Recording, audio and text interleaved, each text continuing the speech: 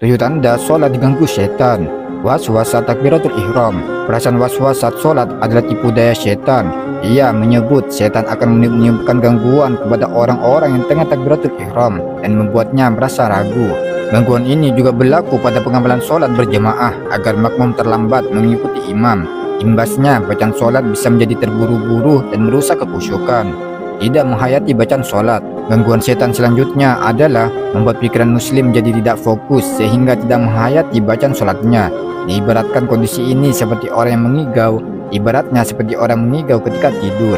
Ia memang berkata-kata, berteriak-teriak, namun ketika ia bangun dan ditanya tentang apa saja yang dibacanya, maka pasti ia menjawab tidak tahu. Lupa rokaat. Gangguan setan lainnya adalah membuat seseorang tidak ingat jumlah rokaat sholat yang telah atau sedang dikerjakan.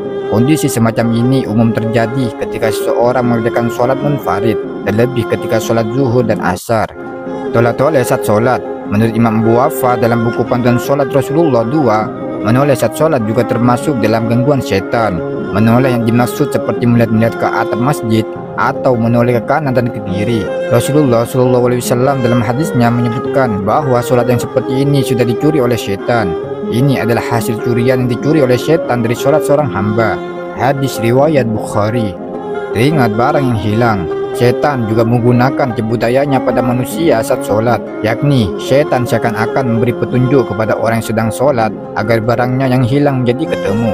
Misalnya, sebelum sholat sempat lupa menaruh kunci motor atau lupa meletakkan berkas pekerjaan, lalu ia akan ingat dan menemukannya saat sholat.